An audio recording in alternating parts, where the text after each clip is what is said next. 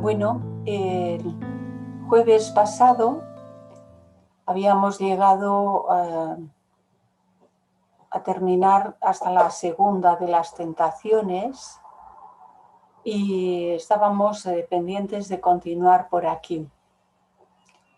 Aquí aparecen algunos extractos de un libro de Rudolf Steiner que se titula De Jesús a Cristo, que él también trató este tema, profundizó mucho, sabéis, conocéis a este autor, que formó la antroposofía en su momento, hace ya muchísimos años, en el siglo pasado, y él nos dice aquí, la primera experiencia intuitiva que puede tener casi todo aquel que partiendo de la vida ordinaria entre en el sendero del conocimiento es la siguiente.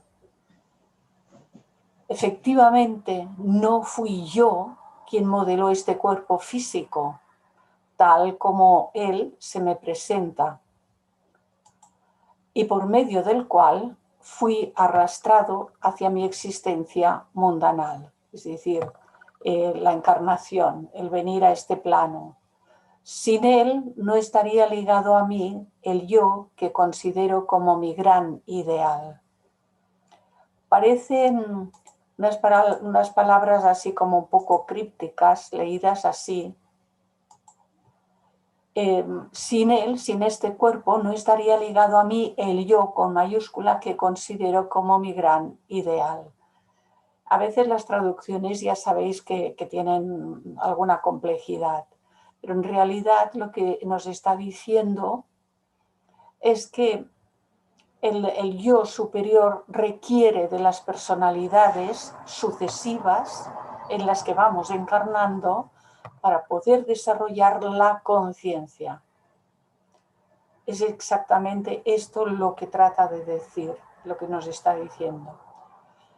Lo que soy, lo llegué a ser gracias a que se me forjó este cuerpo físico. Y así podemos nosotros también decir lo mismo. Y gracias a ello, a lo largo de todo el proceso de la evolución por medio de las sucesivas personalidades en las que hemos ido encarnando, hemos tenido la oportunidad de innumerables experiencias y de desarrollar de grados en grados esa conciencia en la que estamos inmersos en el desarrollo, pero que todavía nos falta, como podemos estar observando. De todo esto surge por de pronto algo así como, y él lo llama resentimiento, dice, un resentimiento o rencor frente a las potencias cósmicas por haberme convertido en lo que soy. Nada cuesta decir, no quiero abrigar ese resentimiento. Bueno, y esto nos puede sorprender o extrañar, pero si uno lo observa, ha habido tantas veces y tantas personas y tantas preguntas, quizás las nuestras propias, de decir, bueno, ¿y por qué todo este proceso? Si se dice que ya en origen somos tal y que vamos a regresar a aquella misma unidad de conciencia, entonces, ¿por qué todo esto? Hasta que uno no llega a comprender que a la salida no tenemos el desarrollo de la conciencia. Es como ser de la fuente de la divinidad y no saber que uno pertenece y es parte de esa fuente de la divinidad.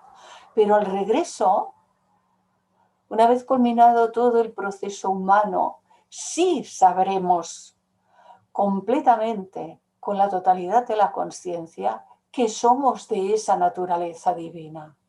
Por lo tanto, en el periodo en que desconocemos y se producen sufrimientos en nosotros y no sabemos por qué, y desconocemos las leyes y desconocemos las causas, entonces ocurre tantas veces que oímos, y yo he oído, ¿no?, a personas sumidas en un tremendo dolor maldecir.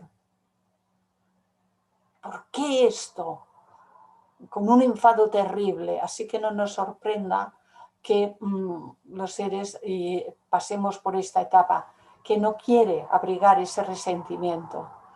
pero la tétrica majestad de lo que ha sido de nosotros, por la manera en cómo estamos ligados a nuestro cuerpo físico, es de una fuerza arrolladora tal que no podemos menos de sentir resentimiento, odio y amargura contra las potencias cósmicas que nos han convertido en lo que somos. Y es esa etapa de nuestra más absoluta ignorancia, oscuridad, ceguera en el sentido interior de la palabra. Y, por ejemplo, una persona que tiene un cuerpo muy enfermo, que le produce tremendos sufrimientos durante largos periodos, nos puede sorprender que tenga ese resentimiento y que se pregunte a mí por qué, ¿verdad? Entonces esto nos tiene que llevar a ser mucho, mucho más comprensivos con todas las personas, incluso con nosotros mismos, por supuesto, pero con todas las personas, con todos los seres. En ese momento, sigue diciéndonos Steiner, pues nuestra disciplina oculta ya debe haber alcanzado un grado que nos permita sobreponernos a esa amargura y nos diga que efectivamente toda nuestra individualidad, toda esta individualidad, Atma, Buddhi, Manas, que es la individualidad, lo puse aquí un poco más de pequeño para que nos sirva de recordatorio. Permitidme que estoy dando entradas. Así que toda nuestra personalidad, toda nuestra individualidad, que ha tomado parte en varias encarnaciones, sí es responsable de lo que ha sido nuestro cuerpo físico, de lo que han sido nuestras personalidades. Recordaremos que cuando pasamos el trabajo sobre karma, todo basado en la obra de H.P. Blavatsky y esas obras importantes, lo que nos decía es, la personalidad puede no recordar lo que hizo ayer, pero el ego con mayúscula, el yo superior, sí sabe lo que hizo ayer y lo que hizo anteayer, y sí sabe que es responsable de lo que están haciendo sus personalidades, si no las tiene bajo su dominio todavía. Es responsable y es responsable kármico. Así que sí, la individualidad sí es responsable de lo que ha sido nuestro cuerpo físico, nuestras personalidades. Y si vencemos esa amargura, surge otro sentimiento.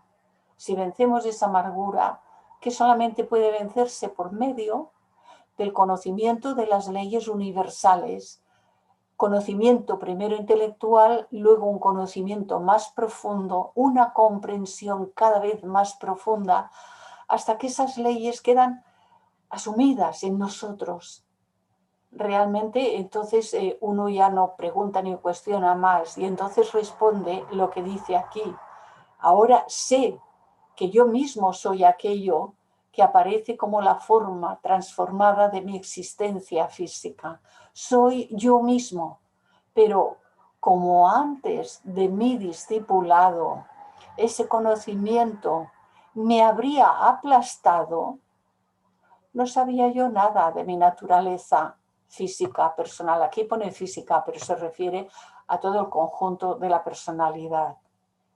La parte de kama manas, que se suele decir que es lo kámico astral, con la parte de la mente que está tan prendida de las cosas materiales que se adhiere fuertemente al cuerpo astral, pero solamente son partes de ella.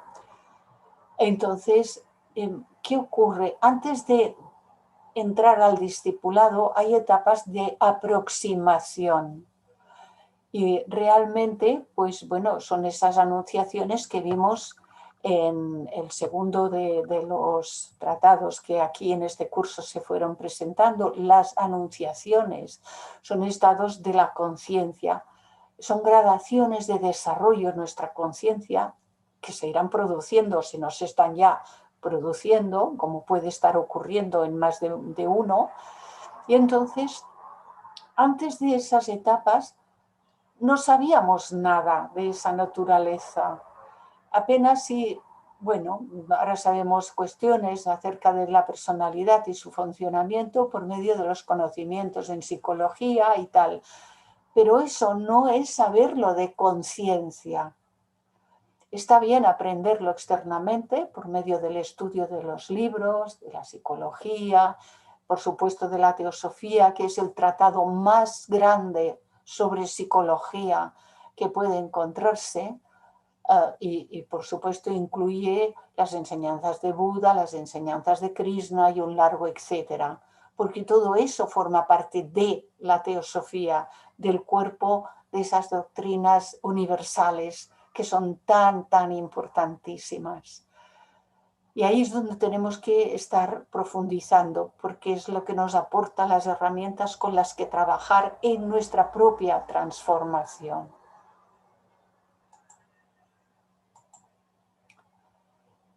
Y sigue diciendo, este es el momento del encuentro significativo con el simbólico guardián del umbral.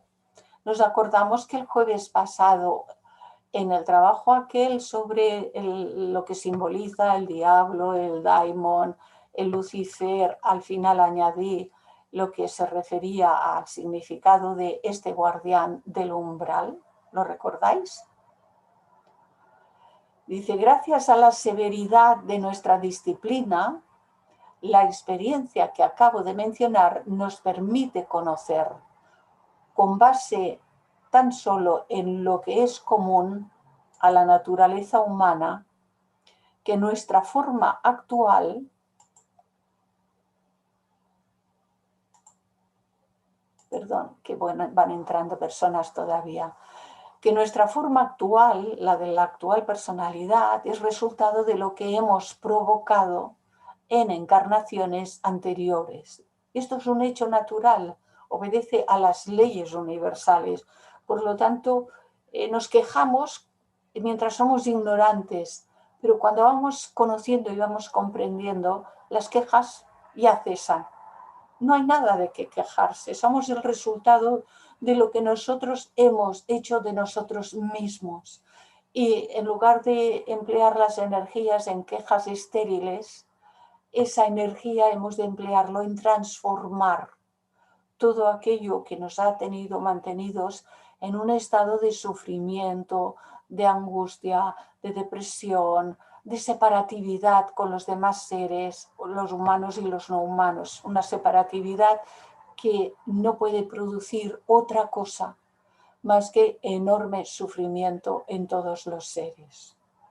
Así que esa energía, como acabo de decir, esa energía que puede haber sido de queja, de ansiedad, de preocupación, de miedos, etcétera, etcétera, la podemos emplear ahora en nuestra propia transformación.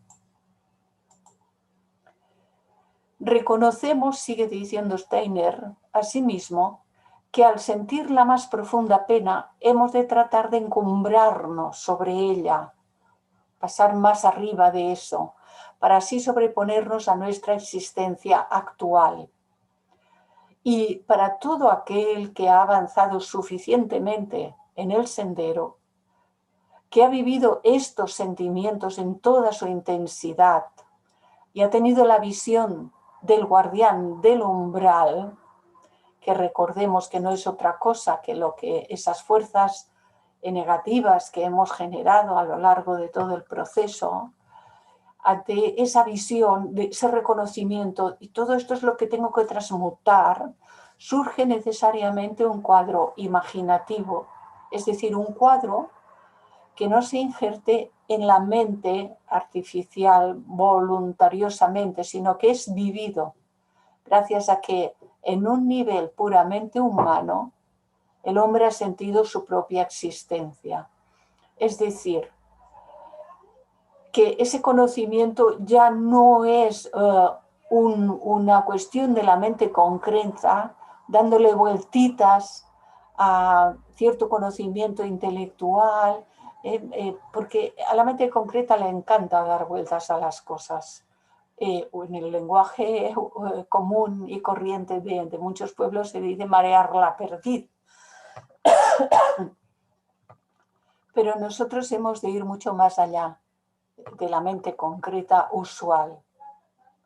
Hemos de ir a poder utilizar la parte más elevada de esa mente concreta y rozando el aspecto abstracto de esa mente para abrir a la comunicación entre ambos aspectos, el superior de nosotros mismos y el de la personalidad, de manera que la comunicación se haga fluida, cada vez más fluida, cada vez más amplia, cada vez más rápidas, y lo que alcance a la personalidad sean esos flashes de iluminación que permitirán cada vez más que hagamos no solamente esa propia transformación hasta culminarla totalmente, sino que además permitan que cada vez seamos mejores servidores de todos los demás reinos, porque esa es la finalidad de toda esta tarea que tenemos por delante. El cuadro que los evangelios sinópticos nos ofrecen de la tentación, que hemos estado tratando desde estos días, de la conducción de Jesucristo a la montaña, de la promesa de todas las realidades externas, la tentación de quedar adherido a la materia, en breve, la tentación de quedarse en el sitio del encuentro con el guardián del umbral y de no pasar más allá de él. Todo ello saldría a nuestro encuentro en un gran cuadro ideal, aun cuando nunca hubiéramos oído mencionar los evangelios. La voy a volver a leer porque esta parece así como que hay que correr, ¿no? Y lo resalté, lo subrayé porque son informaciones, son datos que afectan directamente a nuestro actual estado, a nuestra conciencia. Uy, qué cosa más rara que aparece por aquí. Nos dice, el cuadro que los evangelios sinópticos nos ofrecen de la tentación y después de la conducción de Jesucristo a la montaña, que esto vendrá más adelante, conforme avancemos en el curso, de la promesa de todas las realidades externas, esa tentación de quedar adherido a la materia, esa tentación del apego, de la personalidad, de no hagas nada, porque luego ¿qué te quedas si pierdes todo esto? Si renuncias a esto, si renuncias a aquello, si renuncias... Porque en realidad hay etapas en las que no se comprende que a lo que se renuncia es a lo que es productor del mayor sufrimiento en cada ser humano. No se renuncia ni al amor, ni a la compasión, ni a los afectos puros. No se renuncia a todo aquello que está relacionado con el arte, con el verdadero conocimiento. No se renuncia a nada que tiene que ver con la bondad, con la belleza, etc. No, lo que se renuncia por propio conocimiento y comprensión y se transforma precisamente por esa comprensión es a todo aquello que nos produce tremendo sufrimiento a los seres humanos y que nos mantiene separados a unos de otros en conflicto y en guerras sin fin. Todo esto es lo que ha de quedar transmutado. Pero la personalidad que no es capaz de comprender, a menos que silenciemos la mente, no es su misión, no es su naturaleza comprender. La comprensión viene de más arriba de la propia personalidad. Entonces, esa parte de la mente concreta hay que llevarla al silencio, de tal manera que nosotros, el verdadero nosotros con N mayúscula, podamos entonces actuar desde ese otro nivel de conciencia más superior, que lo que somos realmente pueda irradiar hacia los vehículos de la personalidad. La personalidad teme el encuentro con este guardián del umbral si sabe que existe. Si desconoce que existe, lo que teme es el sufrimiento, lo que teme es la pérdida, lo que teme es la renuncia, lo que teme es etcétera, ¿no? pero no le puede poner otro nombre porque lo desconoce. Todo el conjunto del guardián del umbral es lo que nosotros mismos hemos generado y es un nombre.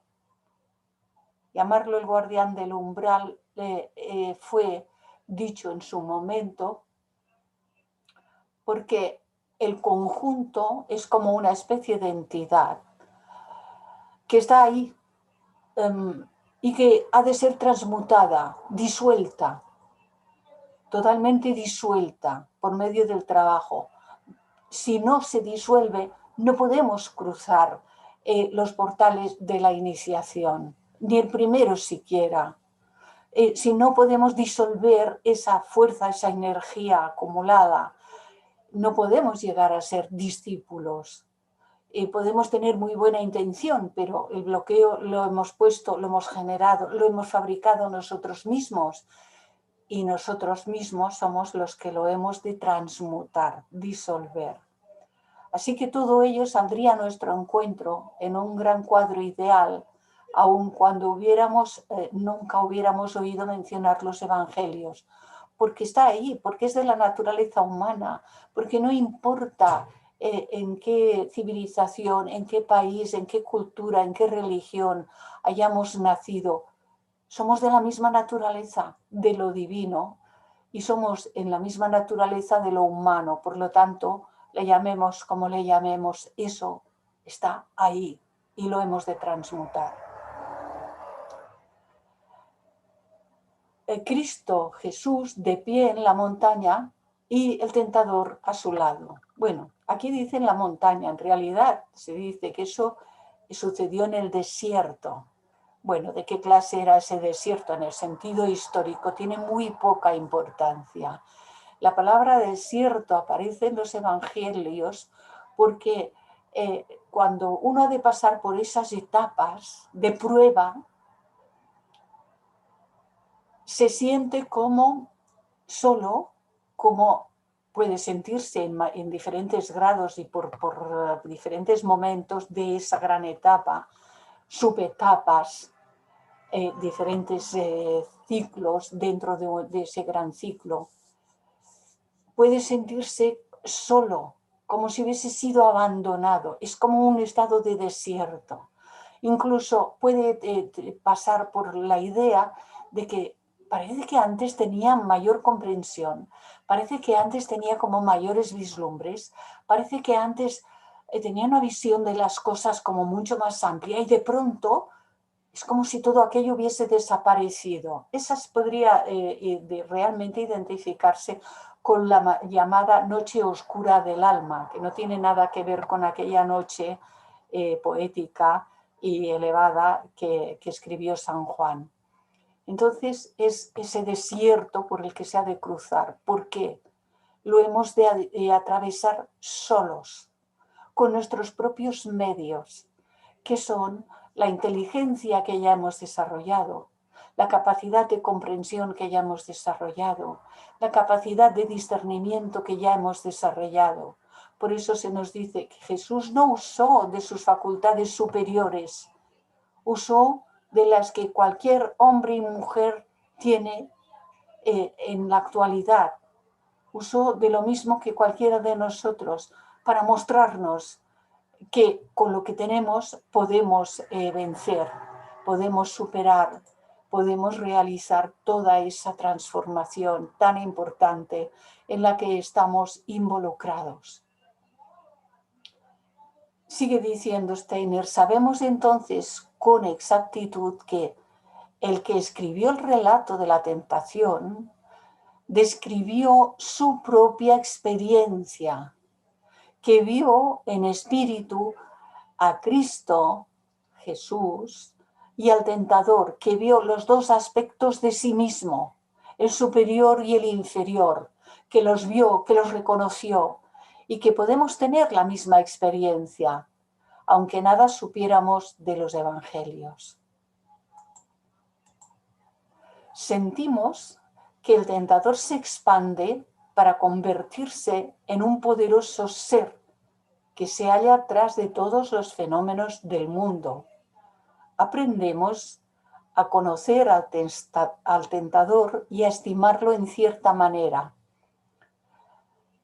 Parece mentira, ¿verdad? Y a estimarlo en cierta manera. ¿Por qué? Porque es como, que ya te he visto. Un reconocimiento es como ahora ya te he visto, ya no me das miedo, ya sé de qué estás hecho. Estás hecho de mí mismo, yo te fabriqué. Pero ahora ya te conozco, ya no me vas a engañar más. Ya no me voy a dejar engañar más. Y así, estimarlo de cierta manera, porque no es una lucha agresiva, no es un odio, no es un rencor, no es rechazo, es transmutación, es transformación. Y no hay agresión en ello, no hay ninguna agresividad en ello por parte nuestra, no debe haberla. Estaríamos obrando en contra de lo que significa la propia transformación, transmutación, si tratásemos de hacer los cambios desde una posición de rabia, de rechazo, etc. Así que hay que estimarlo en cierta manera y diremos, el mundo que se extiende ante nosotros tiene su razón de ser y nos ha revelado algo.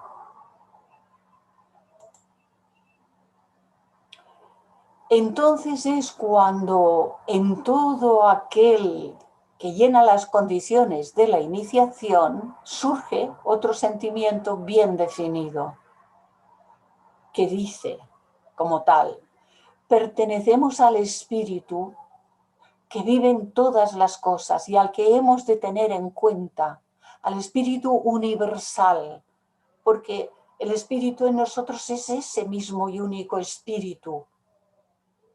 No podemos comprender al espíritu si no nos entregamos a él o a ello, como le queramos decir. Y ante esa necesidad de entregarnos, de fundirnos en ello, pasamos por una etapa de miedo obligatoria para todo auténtico buscador de la verdad, que es ese tránsito por el desierto, donde puede sacudirnos todo tipo de miedos, de dudas, de tentaciones, etc. Pero estamos preparados para poderlo cruzar y para poder vencer. Y ese espíritu, bueno, pues encontré esta imagen, es el fuego del espíritu, simbolizado por un alado, por una paloma, es interesante.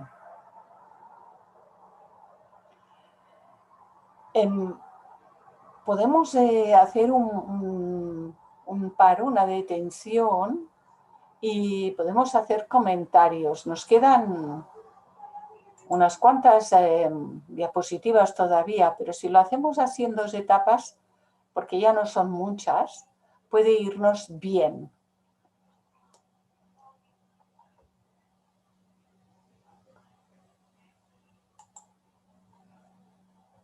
¿Queréis comentar algunas cuestiones sobre los temas que estamos tratando? ¿O sobre algo que acerca de estos asuntos de los tentadores y del diablo y del demonio y del Lucifer y tal quedasen no demasiado clarificadas el jueves pasado? Podéis abrir vuestro micro de uno en uno. Sí. ¿Sí? ¿Quién? En una ocasión, en una charla, ¿Sí? alguien hablaba de que cuando Jesús dice, ¿por qué me has abandonado? Era porque se había quedado con esa sensación de soledad que se requiere ¿Sí? previa a una iniciación. Y ahora has hecho una referencia también de una soledad en esta parte del desierto. ¿Coinciden esas dos ideas o la otra que me habían dado no era muy... No, la del desierto lo es porque apenas se han pasado las 2 primeras iniciaciones, pero la que se produce en el Monte Calvario, que es toda una simbología, esa es en la cuarta iniciación, mucho más elevada, y es la del aratado. Y esas palabras realmente no parecen tener el mismo significado, pero te estás adelantando mucho y ya llegaremos a ello. Perdón. Okay, José, porque realmente es que hay, desde aquí hasta llegar allí, es todo simbología desde que comenzamos, ¿verdad? Es toda una inmensa simbología y se refiere a los procesos internos, no solamente de aquel hombre, Jesús, si históricamente existió. No parece que esté comprobado en las fechas y este tipo de cosas, pero parece ser que sí, hay dudas, pero realmente no rebaja nada, ni un ápice, el significado interior de esa vida, porque se está refiriendo a nuestras propias vidas y evolución, la de todos los seres humanos cuando se llega a esa etapa iniciática, que es lo que se está describiendo a lo largo de todo este tratado curso. José, gracias. a ti. Clarisa, una pregunta. ¿El guardián del umbral puede tener también una función positiva? La tiene porque, nosotros no seríamos lo que somos sin haber hecho toda la parte del proceso evolutivo hasta este instante. Lo que queda es el resto del proceso. Cada uno donde tiene sus pies ahora, le queda el resto de su propio proceso, ¿no? Uno está en este peldaño, el otro está en aquel. Bueno, en conjunto todos nosotros no nos diferimos mucho en evolución, ¿eh? Pero bueno, hay ciertas gradaciones, puede haberlas. Pero claro, no habríamos desarrollado la conciencia sin haber pasado por todos los procesos por los que hemos pasado hasta llegar aquí, a este instante. No seríamos lo que somos, no tendríamos el desarrollo que tenemos ahora de la conciencia en su conjunto, que implica el desarrollo de la comprensión, de la inteligencia, del discernimiento. Somos lo que somos porque hemos transitado por donde hemos transitado. Y ello implicaba ir hacia afuera. El proceso de la evolución es salir de lo interno e ir hacia afuera, conocer los mundos de la forma, porque no se puede desarrollar la totalidad de la conciencia si esta conciencia no llega a conocer con mayúscula todos los planos de manifestación, para lo cual tiene que revestirse de los trajes, un traje para cada plano. Para conocer el plano físico, ¿verdad que entendemos perfectamente que requerimos de un cuerpo físico, gracias al cual estamos aquí? Conocemos el plano físico, lo que contiene, los reinos de la naturaleza que se desarrollan en este plano físico y un largo etcétera. No podríamos desarrollar la conciencia de lo que significan los sentimientos humanos de todas las clases, y es la polaridad. Pongamos un ejemplo práctico. Una persona dice conocer las cosas, pero luego cuando le llega una etapa en su vida, una prueba, una pérdida, un sufrimiento, una enfermedad y tal, se puede sorprender porque no tenía registro de aquello, no sabía en qué consistía y dice, ahora sé lo que es sufrir por esto, hasta que lo vive. Y entonces la experiencia es suya, lo incorpora a la conciencia. Yo a veces he puesto un ejemplo muy sencillo y muy conocido por todo el mundo. Nos encontramos tú y yo, Amaya, y te encuentro, lo voy a poner solo como ejemplo, te encuentro con que llevas la cara inflamada de un costado y estás así y dices, mira, tengo un dolor en la muela horroroso, es que me llega hasta el mismo nivel del cerebro, el dolor es insoportable. Y yo, pues de buena fe, te digo, oye, pues sí, que debe ser duro. Oye, ¿has ido al dentista? ¿Te han mirado? ¿Te han hecho algo? Bueno, y nos quedamos aquí. ¿Por qué te respondo así? Porque no me ha dolido nunca la muela.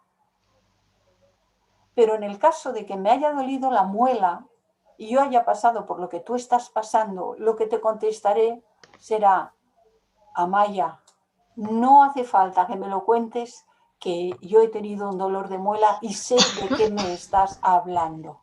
Es verdad, llega hasta aquí, hasta las mismísimas raíces sí. Si uno ha pasado por una experiencia, se hace el cargo de cuando los demás la están pasando. Entonces, ¿cómo podríamos desarrollar esa compasión divina que está latente en todos nosotros si no conociésemos la polaridad, lo que denominamos bien y denominamos mal, lo que denominamos amor, lo que denominamos odio?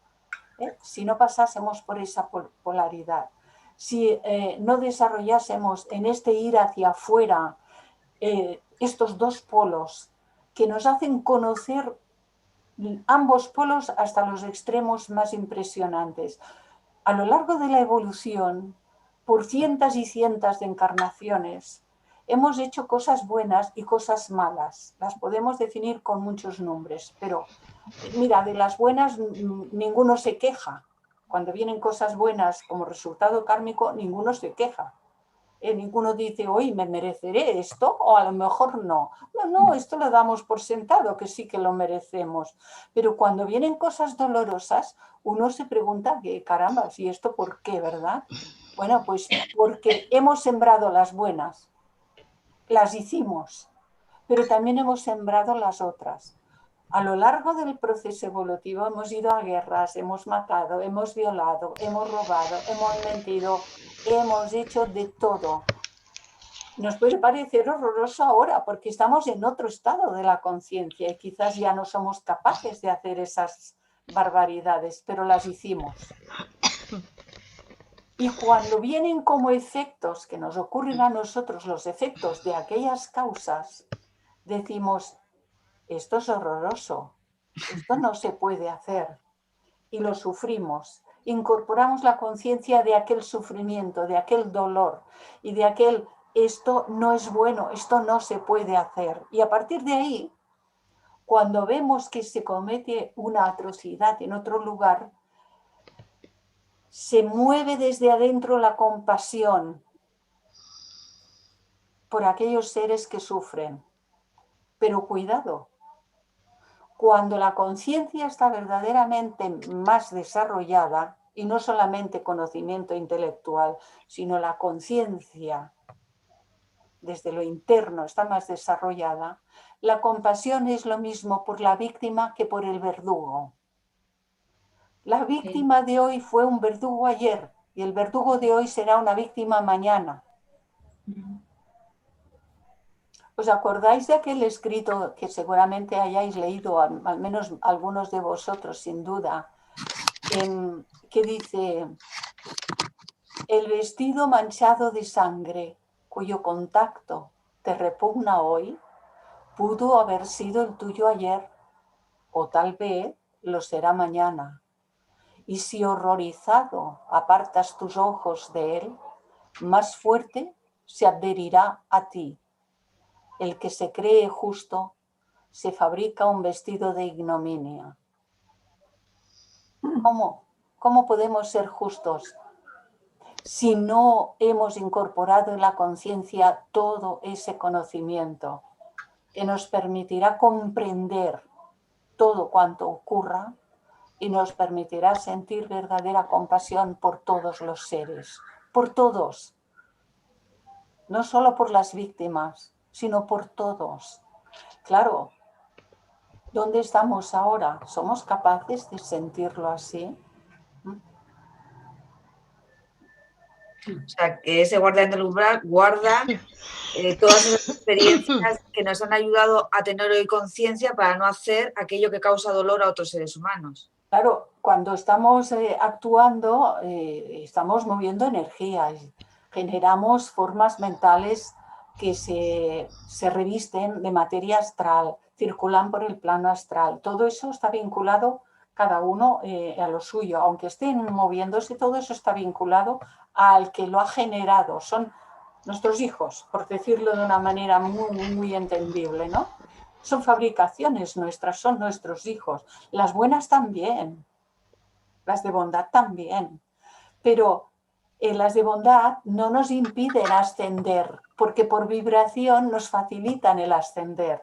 Sin embargo, estas otras, por su peso y vibración, nos impiden ascender y habrá de ser transmutado para poder hacer el paso ese de pasar por el desierto y ascender a la montaña, al monte Tabor, hasta llegar a la siguiente iniciación.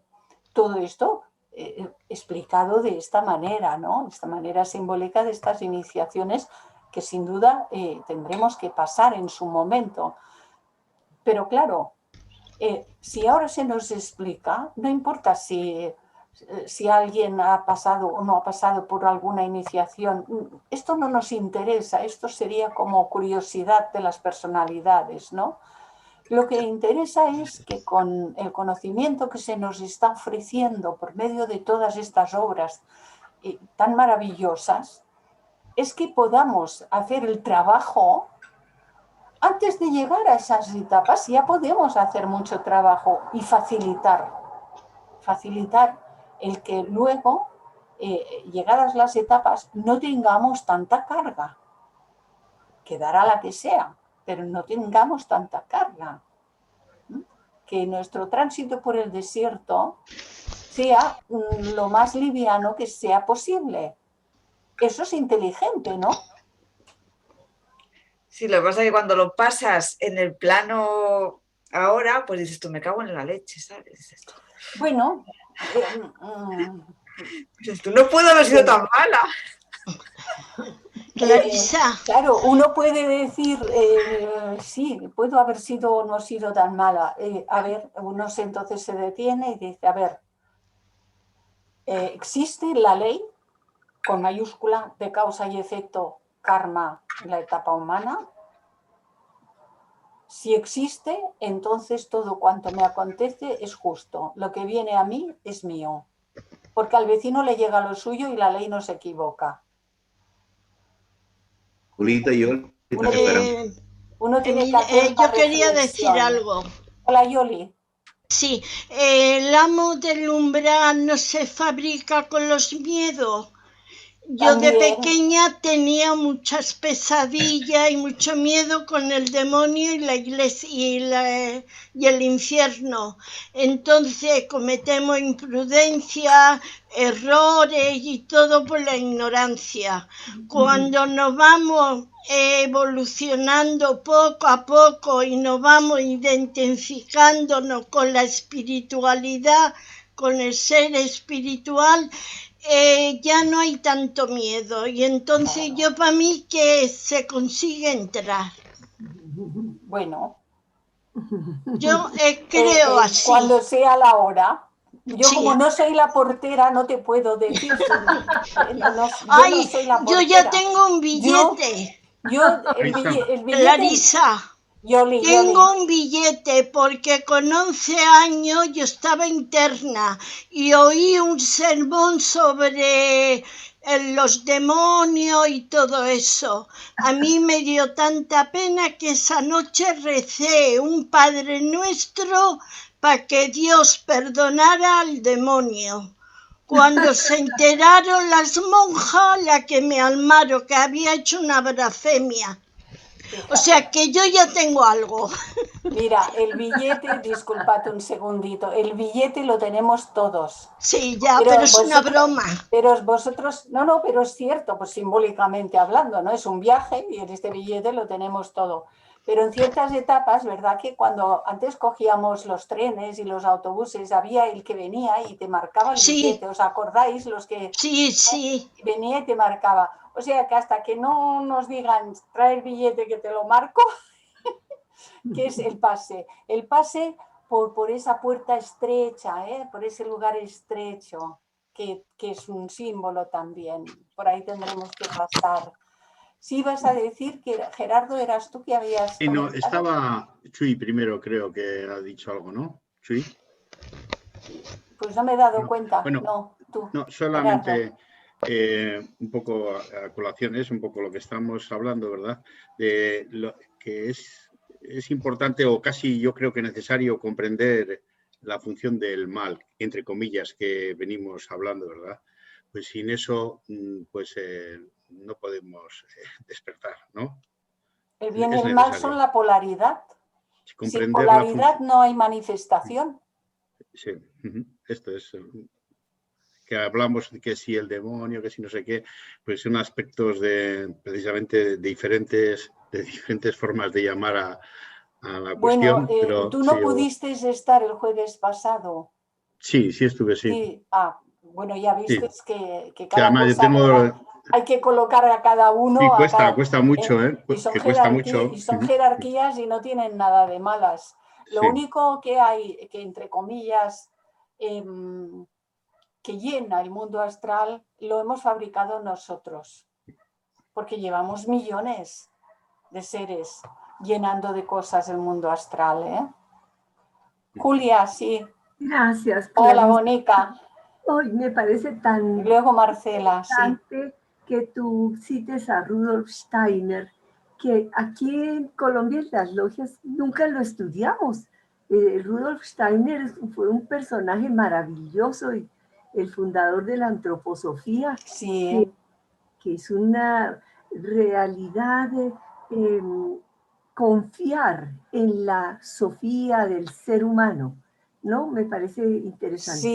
Sí, él trató toda la relación y además la relación del ser humano con toda la naturaleza. Y además me encuentro en todo que la clave está en la transmutación. Sí. Es decir, de todo esto nosotros no podemos sacar otra lección que estar observándonos, porque nuestras partes más oscuras no les gusta que las saquemos. Siempre nos ponemos nuestras máscaras y estamos haciéndonos pasar por los buenitos del paseo. Sí. Pero es muy interesante observarnos bien detenidamente y cuando encontremos o esos miedos o esas iras o todas esas cosas dolorosas y negativas, inmediatamente acudir a esa tríada superior para la transformación. Sí. Hacer ese ejercicio, recordar que no estamos aislados, que no estamos solos, que esa tríada superior está ahí como nuestra madre esperándonos para que entreguemos nuestro corazón.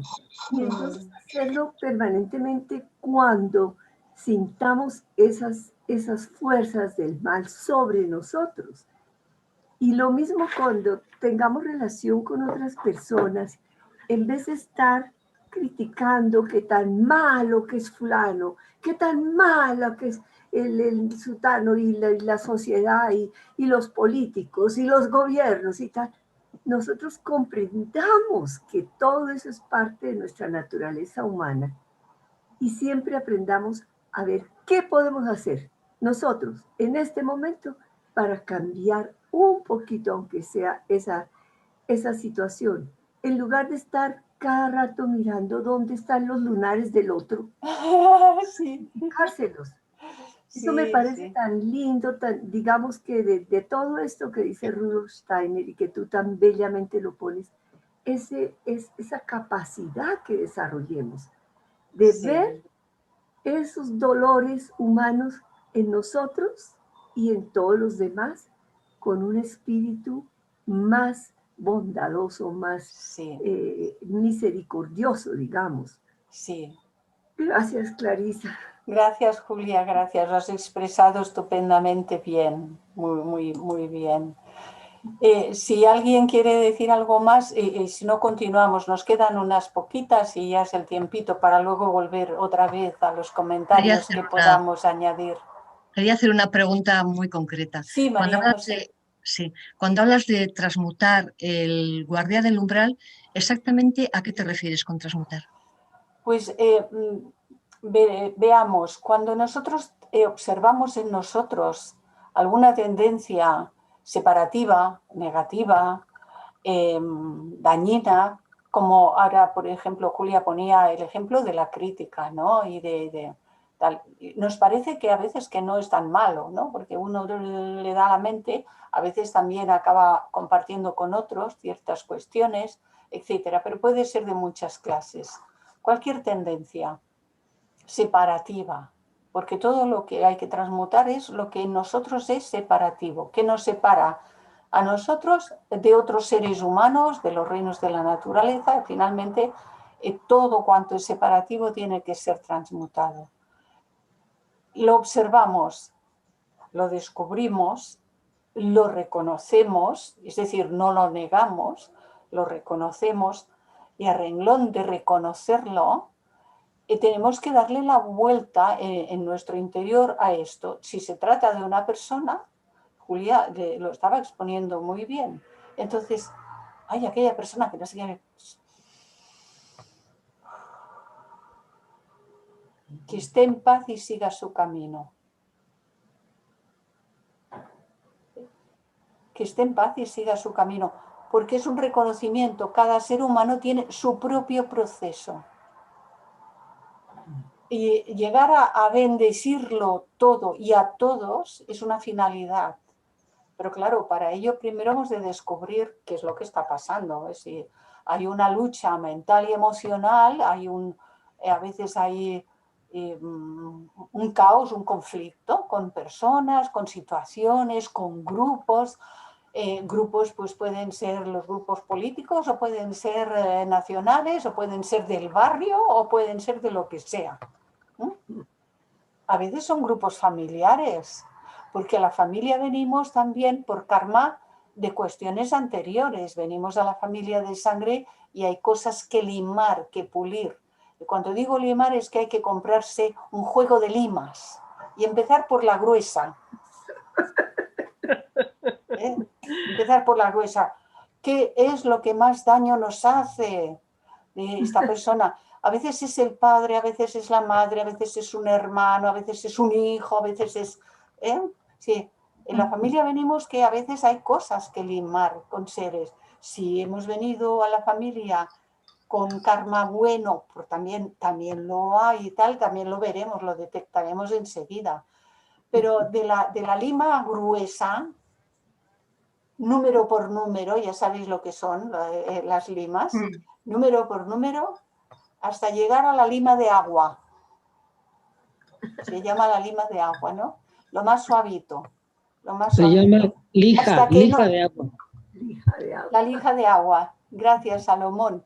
Entonces es que no tiene que quedar nada que signifique fricción con aquel ser. ¿Verdad que se entiende? Muchas gracias. Pues esa es la transmutación. La alquimia de la época medieval tiene una significación desde el punto de vista externo y tiene otra significación desde el punto de vista interno. Y toda la simbología alquímica va a enseñarnos, a mostrarnos los cambios que debemos realizar en nosotros. Aquello del blanquedo, nigredo, el rubredo y tal, que yo ahí no me he metido mucho, mucho nada, casi nada. Pero que la alquimia es lo que realizamos de transformación en nuestro interior. Muchas gracias. A vosotros. Clarisa. Sí, Jennifer. Gracias. Quería hacer una pregunta en relación a todo lo que las señoras están comentando. Sabemos por el doctor Carlos Gustavo Jung el conocimiento hoy en día que tenemos de la sombra, ¿verdad? Que son proyecciones de nosotros mismos. Las demás personas son proyecciones de lo negativo que tenemos nosotros, ¿verdad? Pregunto, en la medida en que vamos haciendo ese trabajo a lo largo de nuestras vidas, que vamos reconociendo más y más qué es lo que representa esa persona como espejo en nosotros, es un, ¿cómo lo explico? es un buen camino de trabajo para poder llegar al guardián de luz. Al guardián del umbral. El guardián es la primera vez. La parte negativa que está ahí esperando de decir, no pasarás hasta que me transmutes. Exactamente. Entonces, claro, pregunto si estando constantemente alerta que los demás son espejos nuestros, en la medida en que vamos reconociéndolo, hay un avance allí, ¿verdad? Porque comentaron las señoras, hay una observación y presumo que al bendecir a ese ser, al bendecirnos a nosotros mismos, hay una mínima, debería haber un mínimo avance. Lo hay. Aunque no se pueda percibir a veces en el mismo momento o por un tiempo, la suma de cada cambio que hacemos puede ser un 0, algo. Puede no ser muy grande, puede ser un 0, algo, pero cada cambio que hacemos no es un 0 absoluto, es un algo. El algo de hoy más el algo de otra vez y de mañana y de esos algos acaban siendo algo significativo. Si bien el pequeño cambio de hoy puede uno no notar grandes cosas, si va trabajando en esa dirección, realmente se producen cambios en nosotros. Cambios tan importantes y tan significativos como que los miedos desaparecen, la ansiedad y la preocupación. La preocupación es la anticipación a las cosas. ¿Y si pasará? ¿Y si tal? ¿Y si cual? Es la preocupar. Entonces hay que ocuparse de lo de ahora, pero no hay que preocuparse de lo que por si acaso. Entonces todo eso se va transformando y la persona cada día está mejor.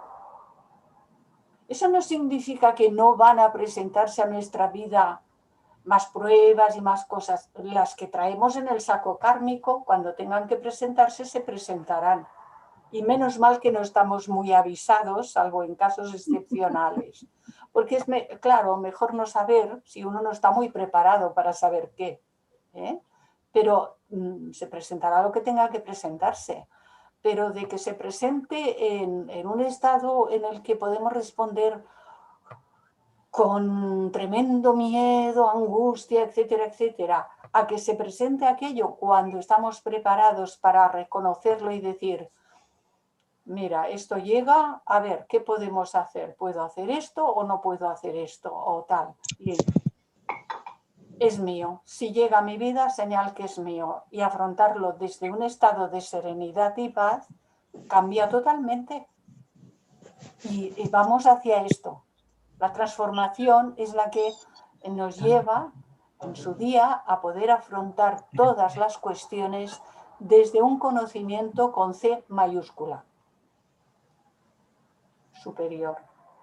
Muchas gracias, Clarisa. Voy a conectar el documento y así terminaremos porque quedan muy poquitas diapositivas. Solamente quería, Clarisa, un comentario rapidísimo. En México decimos una frase que lo que te choca de una persona es lo que te checa a ti. Y nos estamos reflejando porque a veces eso que te choca es el espejo en donde tienes que trabajar. Sí, ¿no? Esto es lo que estaba diciendo Jennifer, Patricia. Sí, sí. Claro, me refería a eso, exactamente. Claro, claro. Sí, gracias. Gracias, Patricia. A ver, seguimos donde lo hemos dejado. A ver, esta es la cuarta, entonces tendría que estar aquí. Sentimos nuestra existencia impotente, sigue diciendo Steiner, tan distanciada de la realidad divina. Sentimos miedo ante el ideal al que hemos de parecernos y ante la dimensión del esfuerzo que ha de conducirnos hacia él, hacia ese ideal, que de hecho es el de unificarnos en nuestro interior con nuestra propia naturaleza, con nosotros mismos. Cuando sintamos nuestra propia pequeñez y comprendamos que hemos de luchar para alcanzar nuestro ideal, identificándonos con lo que teje y palpita en el mundo, Fijémonos, dice, identificándonos, no huyendo, no rechazándonos, sino comprendiendo todo cuanto palpita en el mundo, será cuando podamos vencer nuestra propia angustia y encaminarnos resueltamente hacia ese ideal. Al vivir este sentimiento en todo su vigor, sentimos la soledad, esa soledad del desierto, en toda su viva intensidad, y nos vemos llevados a la presencia del hombre ideal, que dentro de el propio cuerpo humano sufre todos los temores de cuya gigantesca magnitud nosotros en ese momento, en esa etapa, tenemos cierta percepción gustativa, pero no es una plenitud de conciencia. Sin embargo, ya vamos reconociendo de qué es lo que está ocurriendo, de dónde procedemos y hacia dónde vamos. El razonable argumento de que los cristianos hayan elegido al Cristo como la revelación del misterio del universo es simplemente porque en su vida vemos surgir los problemas de nuestras propias vidas. Al obtener una personalidad incomparable y completa, el razonable argumento, tengo que apartar esto porque me lo tapa. El razonable argumento de que los cristianos hayan elegido al Cristo como imagen, como modelo, como revelación del misterio del universo, porque lo cósmico se repite en lo más cercano. Lo que es arriba es abajo, lo que es en lo elevado es en lo inferior. Se repite en el cosmos con K, se repite en las galaxias, se repite en los sistemas solares, se repite en los sistemas planetarios, etcétera, etcétera. Así que es simplemente porque en su vida, en la vida de este modelo crístico, vemos surgir los problemas de nuestras propias vidas, porque no era un bicho raro, era un ser humano. Y si un ser humano pudo vivir y hacer y desarrollar todo cuanto nos explica su historia y sobre todo la simbología de su historia, entonces todos nosotros podemos hacerlo. No se pueden evitar las temibles e irracionales realidades del mal y de la muerte. Hay sufrimiento, tentación y hasta la sombra de un posible fracaso. Sin embargo, todo eso está representado de tal forma en las narraciones del Evangelio que forman un cuadro consistente de quién con mayúscula fue completamente dueño de su propia alma. Cuando alcanzó esos estadios superiores, ahora hemos visto la segunda de las iniciaciones, ahora empezaremos el 7 de enero a dirigirnos en el proceso que él hace, dirigiéndose a la tercera iniciación, que viene simbolizada por la iluminación, la transfiguración. Entonces, ¿quién fue ese ser que fue completamente dueño de su propia alma? ¿Y quiénes somos nosotros que estamos yendo hacia esa misma realización? Sabemos, a medida que leemos la historia de su vida y de todos los avatares que simbolizan lo mismo, que así es la humanidad en su nivel más elevado. Y toda la humanidad, todos los seres, hasta el criminal más criminal de hoy, es un ser en evolución que llegará a los mismos estadios. Y que aunque tales alturas están por ahora, solamente por ahora, absolutamente fuera de nuestro alcance y quizás no tan lejanas para algunos, también sabemos que Él, ese Cristo, ha revelado el propósito y las posibilidades de nuestras vidas por ahora, inconmensurablemente menos efectivas. Ay, levanté, ¿de dónde levanté ayer tu esta? Puedes hacer una como esta, mira. Si cerráis el micro, por favor. Tal dominio ejercido por el alma puede ser que esté totalmente más allá de nuestro logro inmediato. Pero el mandato de Cristo tiene eternamente vigencia.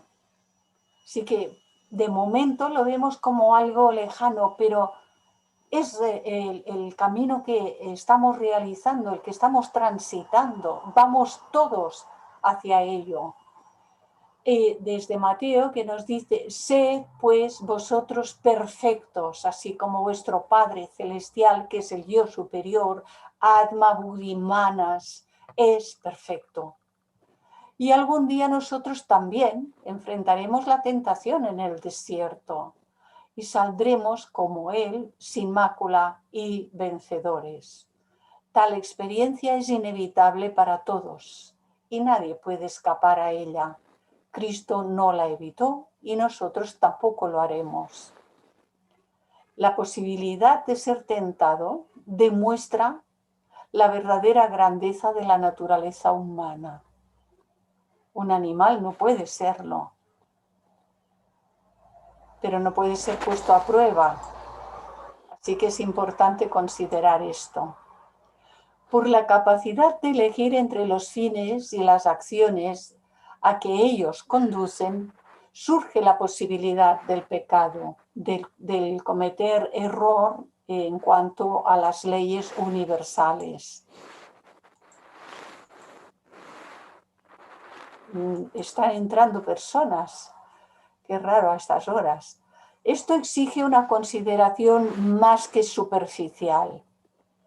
Veamos, la propia humanidad en su conjunto está comprometida en esta narración del desierto. Como hemos dicho, no hay un solo ser que no tenga que pasar por todas las etapas. El mundo de las cosas materiales, de los deseos y de la ambición fue desplegado ante el Cristo, y porque Él reaccionó como lo hizo y ninguno de esos aspectos de la vida podía afectarlo, todo ese proceso nos muestra a nosotros que también podemos liberarnos, asegurando nuestra victoria final, porque estamos hechos de los mismos materiales y del mismo espíritu que Él. Cristo obtuvo la victoria como hombre. Nosotros también podemos hacer lo mismo. El relato de la tentación en el desierto ha provocado grandes controversias. Muchas cuestiones se promovieron y el fervoroso creyente ha experimentado mucha agonía respecto al alma, al tratar de reconciliar el sentido común, la divinidad de Cristo y esos aspectos del demonio. Tratar de reconciliar todo esto. La polaridad, el bien y el mal, aparentes y transitorios, sirven para poder hacer el proceso de la evolución y son necesarios. Lo han sido, nos han traído hasta aquí. No podemos decir mal de nada, de cuanto ha acontecido, porque gracias a todo ello estamos hoy aquí. El hombre, entonces, como espíritu, es el gran negador. Es el eterno protestante contra toda realidad meramente empírica. Al decir no a todo lo que es simplemente concreto y al tratar de modificar este mundo de acuerdo a sus intereses ideales, el hombre afirma la existencia de su propio centro espiritual en el mundo de las ideas eternas y fuera del mundo de la vida externa. Esto, dice Scheller, es el principio de intento metafísico de captar intelectualmente lo absoluto y del intento religioso de librar al mundo de todo lo que es ajeno a él, descubriendo el amor con mayúscula, descubriendo el amor implícito en él mismo. Cada uno de nosotros ha de descubrir ese amor abarcante, que lo ama todo y no deja nada fuera de sí mismo. Así, la lucha entre la vida por una parte y el espíritu superior por otra se torna muy aguda hasta que vence el espíritu. La lucha de la personalidad que no quiere que le arrebatemos lo que hasta ahora le hemos estado dando, pero el espíritu es el vencedor de todo ello. Las 3 tentaciones eran las pruebas cruciales, involucrando los 3 aspectos de la naturaleza inferior. Fueron tentaciones sintetizadas. No había en ellas nada de trivial ni insignificante, sino el acopio de fuerzas del triple hombre inferior, física, emocional y mental. En un último esfuerzo, esas energías, en un último esfuerzo por controlar al Hijo de Dios, la personalidad queriendo todavía persistir en el tipo de vida que ha llevado hasta aquí. Vencedor de estas tentaciones, pasa al mundo de los hombres, después de haber estado en ese desierto, regresa para ayudarlos con el ejercicio de los poderes, con P mayúscula, de los poderes superiores que no quiso emplear en la satisfacción de sus necesidades personales. Los poderes superiores nunca deberán ser usados para satisfacción de nuestras personalidades, sino para el servicio del mundo, y siempre dentro del marco de las leyes divinas. Y el que se resistió, aquel que se resistió, en este caso Jesús, en este caso en su momento cada uno de nosotros, que se resistió a convertir en pan una piedra para calmar sus apremiantes deseos, más tarde, en el proceso, alimentó a 5.000 hombres, más las mujeres y los niños, con unos cuantos peces, según los propios evangelios.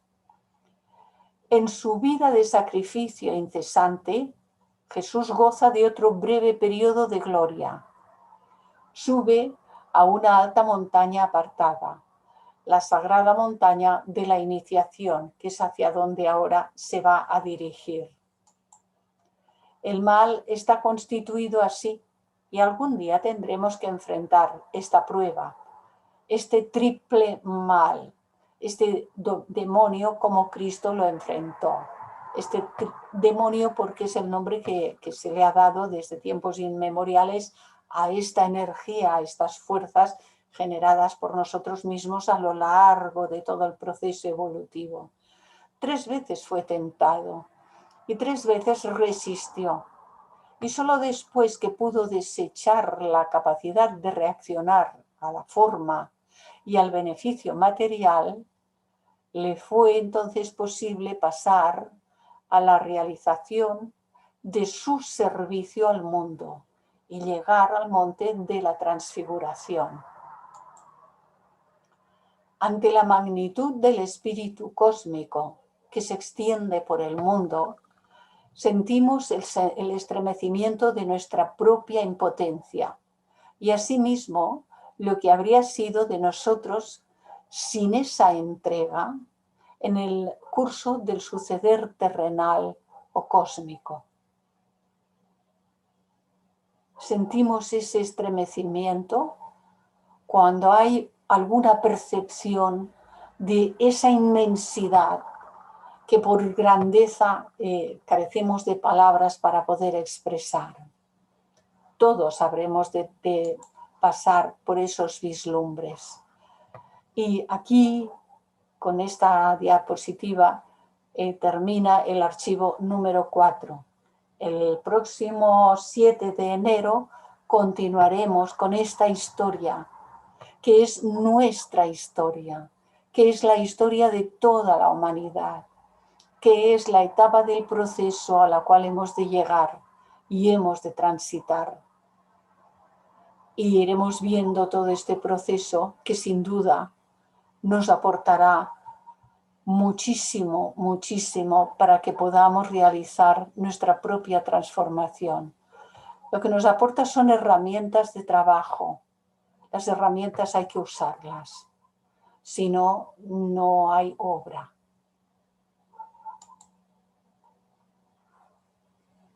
Queremos ahora aportar alguna cuestión.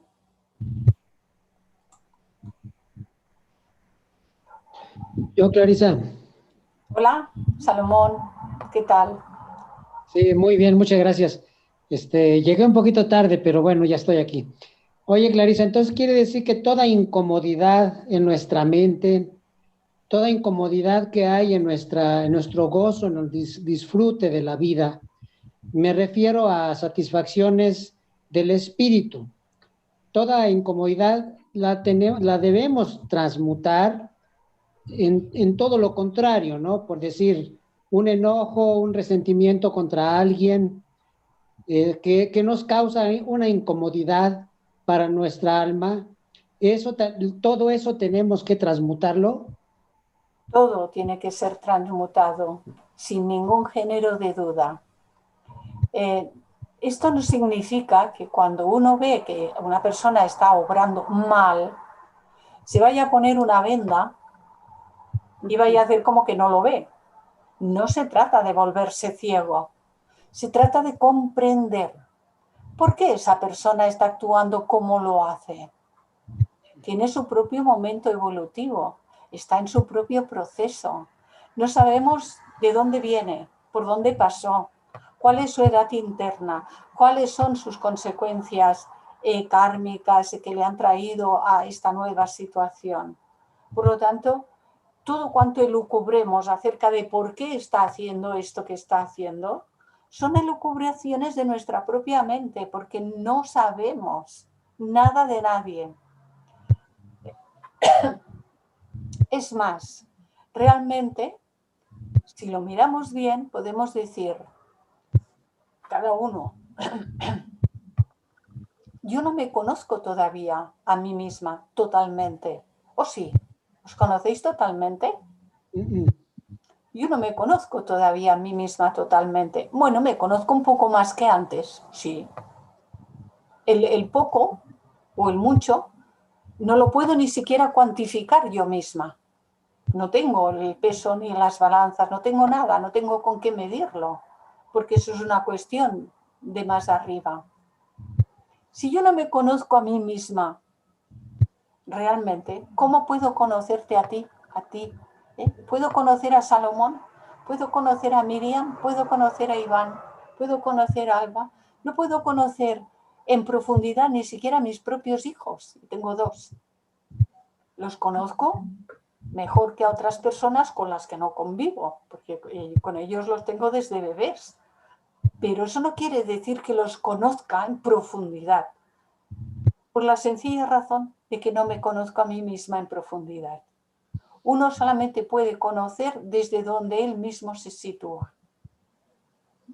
Entonces, por eso se nos dice en toda la literatura teosófica, en todos los tratados, que hemos de dejar de juzgar a los demás. Algunas personas dicen, bueno, pues entonces no podemos hablar de... bueno, pues podemos hablar mucho menos de lo que hablábamos. Cada vez hemos de ser más parcos en hablar. Eso es cierto. Pero juzgar significa, en el sentido que se le da a esto de no hay que juzgar a los demás, que normalmente cuando emitimos un juicio acerca de una persona, nosotros nos adjudicamos todos los papeles de una sala de juicios menos la del reo. El reo es el otro, porque es el malo. Claro, sí. A veces ponemos el abogado defensor, pero muchas veces ni siquiera el abogado defensor. El fiscal, y somos nosotros. Los 12 hombres sin piedad, que también hacemos todos los papeles, y porque esto, y porque aquello, porque tal, y porque cual. El juez también somos nosotros y emitimos veredicto. No hay derecho porque no se merece, porque ha hecho, porque tal, y no, que vamos, a algunos les negarían hasta el agua, ¿no? Y dice, que lo cuelguen en la plaza pública. Y hay mucho odio generado en relación con estos procesos de juicio. Porque la gente funciona así. El mundo está funcionando así mayormente todavía. Por eso hay tanto dolor y tantas guerras. Y hay muchísima violencia como consecuencia de esto. Entonces, recordemos, perdona Alba, recordemos que Krishnamurti decía el recto juicio de las cosas, lo que es. Una persona ha robado. Lo que se merezca o no se merezca no tiene que ver conmigo. No soy yo que tengo que emitir nada de esto. La justicia humana tendrá que hacer lo que tenga que hacer y la divina, no digamos. Todas las elucubraciones mentales que hacemos son gratuitas y nos mantienen acá, densos, bajos, porque todas esas elucubraciones mentales de juicios, de tal, es mórbido, es muy denso, muy pesado vibracionalmente hablando. Entonces todo esto tiene que desaparecer de nuestra actividad usual. ¿Verdad, Salomón?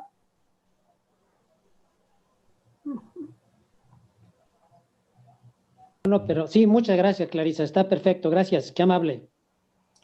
Alba, me parece que habías levantado. Sí, eso de querer siempre juzgar es una cosa tan inmerso en nuestra cultura y para observarlo, porque es siempre ese yo que quiere juzgar, comparar, y bueno, y Jesús decía, como juzguéis a los otros, así seréis juzgados ustedes.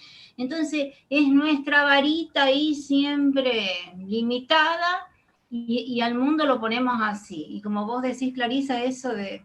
Claro, porque así, poniendo en esa cosa de no juzgar, todo es, o sea, vencemos los pares de opuestos. Y cuando eso del desierto que hablamos, que se habló tanto de San Juan el Bautista, sí, es como un desierto donde ya las voces externas o del mundo ya no nos llegan, digamos, ¿no? Y sería la segunda iniciación. Sería la segunda iniciación. Después de la segunda. Después del bautismo. Esto está ocurriendo después del bautismo. Entonces el bautismo es la segunda. Sí, el nacimiento es la primera, el bautismo es la segunda. Ahora pasa por el proceso del desierto, las tentaciones, las pruebas.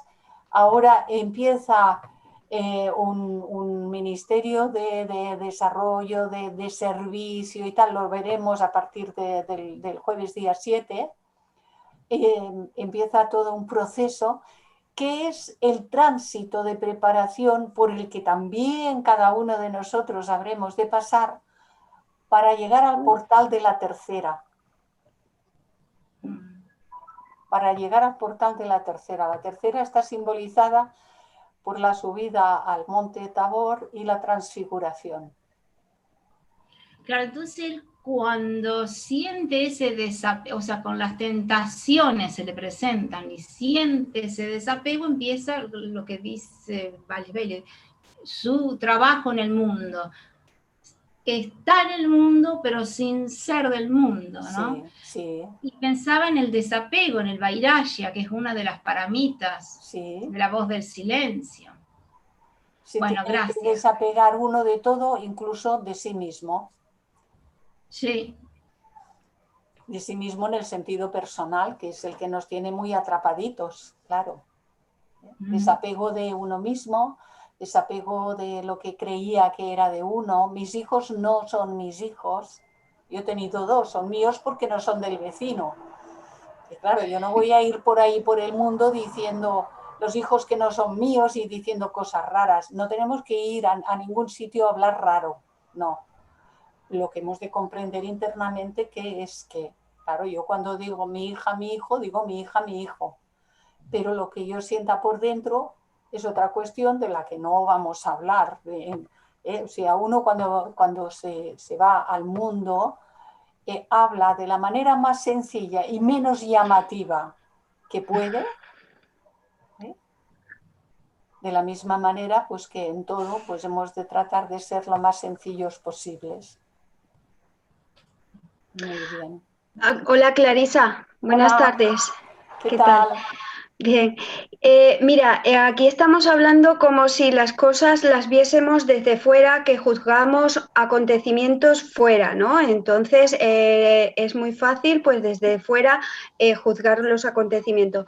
Pero cuando se te dan y a lo mejor eres la víctima, vamos a ver, en algún momento tienes que sacar la fuerza, aunque tú te observes, te mires de dónde te nace, pero tienes que sacar la fuerza de algún sitio. Yo creo que fuerzas para poder defenderte, porque muy fácil muchas veces es, vale, me giro para otro lado y no defiendo, o no veo una realidad que se está dando. Entonces es como, pues eso, que es miras hacia otro lado y no te enfrentas a la situación. Está muy bien lo que estás exponiendo, porque esto nos permite también ir clarificando aspectos. ¿Desde dónde solemos nosotros responder? Casi siempre no es respuesta, es reacción. Solemos hacerlo desde el enfado. Tú has dicho, cuando uno es la víctima, lo primero se siente la víctima, claro. Se siente la víctima. Lo primero que, claro, necesitamos comprender que no somos víctimas de nadie. Eso no significa que haya sucesos y acontecimientos en los que uno, por discernimiento, vea claramente que ha de poner orden. Es decir, hasta aquí. Pero ¿desde dónde solemos poner el orden? Desde el enfado, la agresividad, y eso es violencia. Podemos no reconocerlo o sí, pero eso es violencia. Ahora, si uno comprende dónde está y qué es lo que está sucediendo, si ha de poner orden, puede poner orden con una energía muy potente, sin que esta energía sea violencia ni agresividad hacia el otro. Saber decir no en el momento oportuno, no, hasta aquí, sin agredir al otro. Pero ese no a veces parece, tiene que sacar la energía a lo mejor desde la fuerza. Lo que parece es una cosa, lo que es solamente lo sabrás tú. Si tú tienes o no tienes violencia, lo has de saber tú. Si tú respondes desde la comprensión y el discernimiento o desde el enfado, que es violencia, solamente lo has de saber tú. Si es desde la comprensión, puedes decir las cosas con una energía muy en el sitio, sin que tú estés agrediendo al otro, de ninguna manera. Tú puedes llegar a decir no, hasta aquí, por aquí no vamos a pasar, hasta aquí estoy tratando de que se me note cómo es la cosa. Si te ven serio, si nos ven serios, nos mantenemos firmes, pero no estamos agrediendo, las otras personas no pueden mucho contra nosotros. Salvo que la cuestión kármica sea, mira, que nos den un palo en la cabeza. Si es una cuestión kármica, no la podremos evitar. Pero muchas para ser de coherente a veces con lo que opinas, te tienes que poner y decir no. Y al decir algo tienes, bueno, cada uno pues con su carácter, claro. Pero si desde luego es desde la coherencia de decir, es que si no, me estoy traicionando a mí misma porque empiezo a mirar como todo el mundo hacia otro lado. No, no se trata de esto. Al contrario. Entonces, algunas veces con el carácter de cada uno, pues tiene que tomar la energía, a lo mejor que parece, como tú has dicho... Mira, puede parecer que estés enfadada. Del enfado, ahí me refiero. Puede parecer, aquí la palabra es importante, puede parecer que tú estés enfadada y no estarlo. Si estás verdaderamente enfadada, estarás agrediendo. Lo que sale de ti son vibraciones que agreden. Si tú no estás enfadada, Si lo que estás haciendo es una respuesta por comprensión y discernimiento, y has de decir no, pero desde la comprensión, no desde el enfado, no estarán saliendo de ti vibraciones de violencia agresivas. No lo sé, no lo sé, porque a lo mejor para ponerte en tu lugar tienes que, no sé si sale enfado, no, o sea, no quieres hacer daño, pero sí que se nota enfado, a lo mejor. Tú descubres, mira, al otro le puede parecer que estés muy enfadada. Solamente lo sabes tú si lo estás o no lo estás. Sobre todo, por ejemplo, con tus hijas, que son, yo qué sé, que están en la pubertad o están en la adolescencia y hay que decirle no, y si se... A veces no te entienden si no lo dices un poco elevado. Eso es el aprendizaje. Estás en la etapa de aprender, lo tienes en casa. La etapa del aprendizaje, de poder dirigirte a tus hijas con firmeza, con orden, sin gritar, pero con esa firmeza de no, sin agredirlas, sin enfado. Es una práctica. ¿Cómo se aprenden las cosas si no es por la práctica? A lo mejor una vez no te saldrá bien, a otra sí, a lo mejor una vez más no y otra vez más no, luego dos sí, y cada vez te puede salir mejor por la vía de la práctica. Gracias. Mirad, permitidme un pequeño ejemplo de cuando a mí me explicaron esto por primera vez. Tenía 34 años y los hijos los tenía pequeños. Tuve a mi hija a los 26 y a mi hijo a los 29. Entonces, pues todavía eran niños, ¿no? Y cuando por primera vez un teósofo me explicó, pues lo primero, lo principal y tal. Cuando la idea es que los tienes que reñir y uno hace así, ¡es que te he dicho! ¿Verdad? ¿Reconocemos estos gestos? ¡Ya te lo he dicho 2 veces! Y pegar el grito, ¿no? Cuando yo comprendí que no era por ahí, pues empecé a observarme y las primeras veces con todos los fallos y esto es un proceso, ¿eh? No es de la noche al día, pero ahí. Empezaba y cuando me daba cuenta, y hacía así.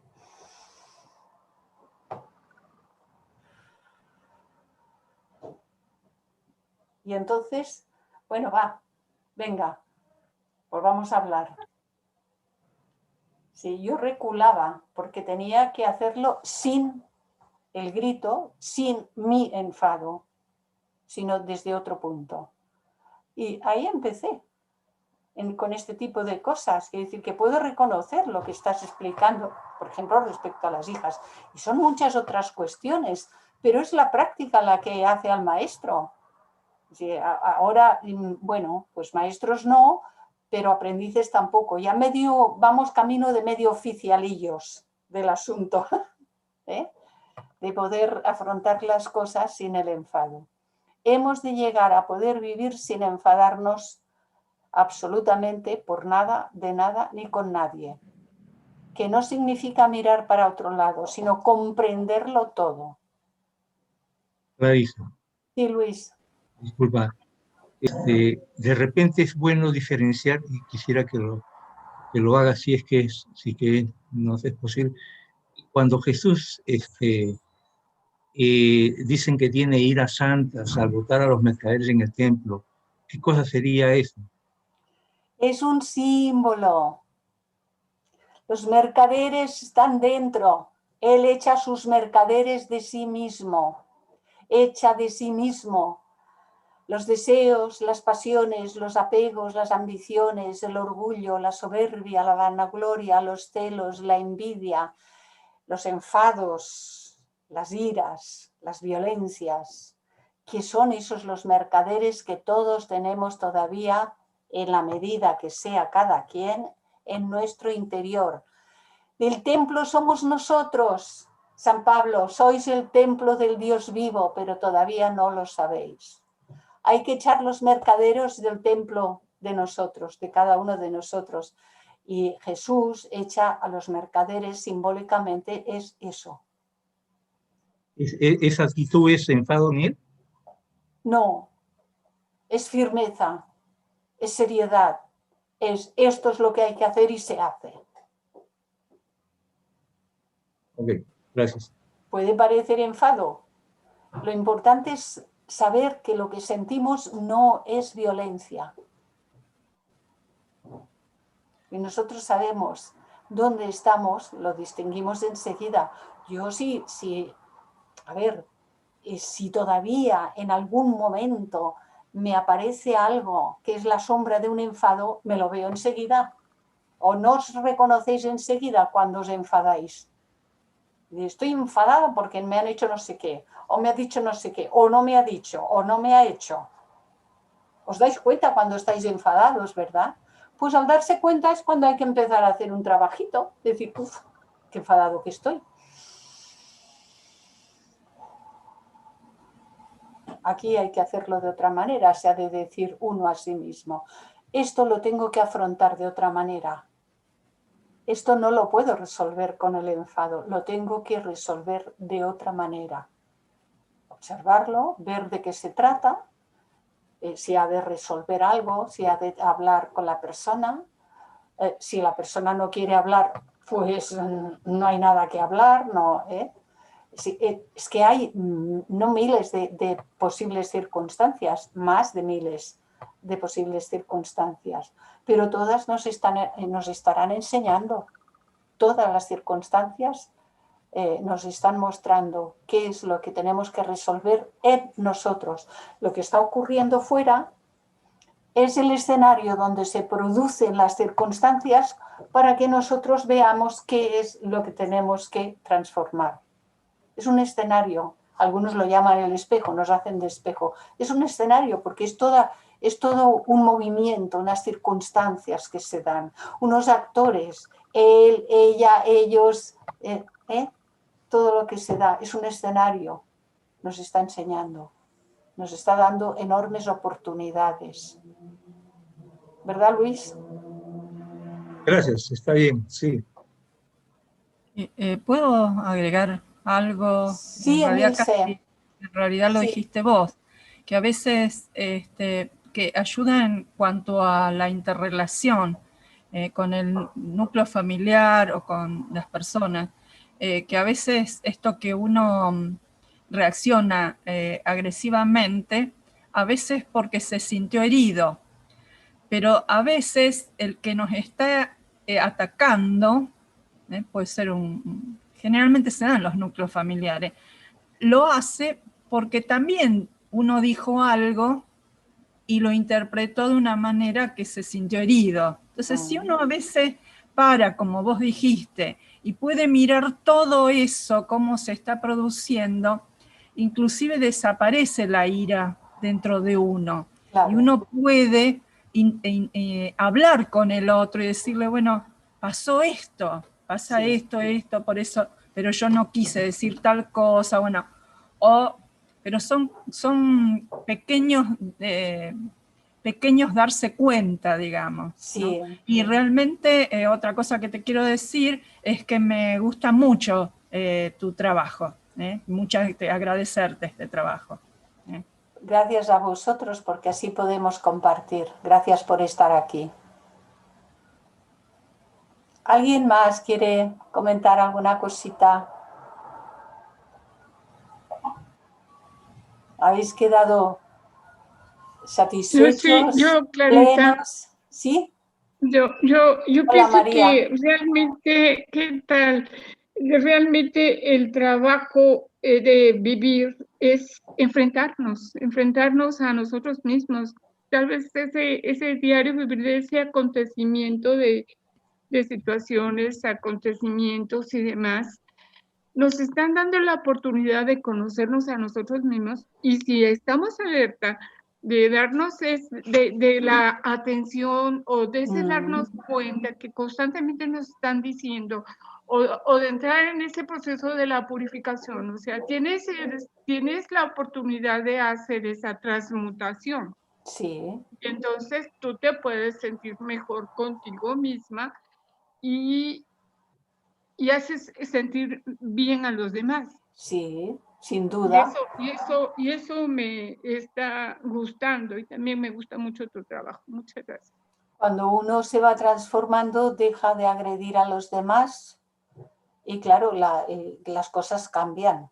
Si el entorno en el que uno se mueve, no es que los demás cambien, puede que sí o puede que no, eso ya es cosa de cada uno de ellos, pero el hecho de que nosotros podamos actuar de una manera que no es nunca una agresión hacia otra persona, hace que todo el entorno se beneficie. Y ya no solamente el entorno más próximo, que es el núcleo familiar, sin duda, pero es que por extensión toda nuestra relación, y esto es como un aura que se expande, algo que surge que se expande, pues en la medida en que nosotros hacemos esos cambios, dejamos de perjudicar al mundo. Esa es la primera de las tareas, decir, bueno, queremos paz para el mundo, queremos ayudar al mundo. Bueno, pues lo primero que tenemos que hacer es dejar de perjudicar al mundo, porque cuando nosotros estamos vibrando de manera perjudicial, estamos perjudicando al mundo entero. Cuando sufrimos, perjudicamos, aunque nos parezca que es muy razonable sufrir. El sufrimiento es vibración baja, sea de la clase que sea, y perjudica al mundo. Y el miedo y la ansiedad y la preocupación y la ira y etcétera, etcétera. Toda esa lista de todo eso que tiene que ser transmutado, de todo eso que tiene que ser echado del templo, que es simbólico, tiene que ser transmutado, pero eso es echar a los mercaderes del templo, deseos, pasiones, apegos, ambiciones, orgullo, soberbia, vanagloria, celos, envidias, enfados, iras, violencias, todo lo que queráis poner. Ya sabemos que no lo tenemos todo al mismo tiempo y que no lo tenemos todo, que hay matices y que hay cosas que ya no las tenemos, que han sido trabajadas, pero que no tenemos nada de la lista, ya. Si decimos que levante la mano el que no tenga nada de la lista y yo hago huelga de brazos caídos, ¿quién se puede atrever a decir que no tiene nada de esa lista y que no es dentro de un momento que nos provocan y todavía somos capaces de caer en esa provocación reaccionando a la provocación con ira, con enfado, con agresividad? Digo, ¿y tú qué te has creído? ¿Qué tal? Y no sé qué. Y nosotros nos parece que eso no tiene importancia. Pues eso es agresividad y las vibraciones son bajas. ¿Que hay muchos grados en esas vibraciones bajas? Por supuesto que sí, pero son bajas. Las que nos parezcan más leves son vibraciones bajas todavía. Así es. Clarisa, ¿sí? ¿Me permitís? Sí, por otra supuesto. Pregunta. Por lo que me dices, no sé si estoy equivocado, pero corrígeme si es que es así. No es que dejemos las vibraciones bajas, es que las controlamos, porque todo es, digamos, vibración, y todo es universo, o sea, todo es Dios en ese sentido. Cuando uno avanza es porque hay que controlar las más bajas. Me explico. Si uno controla el oído, no es porque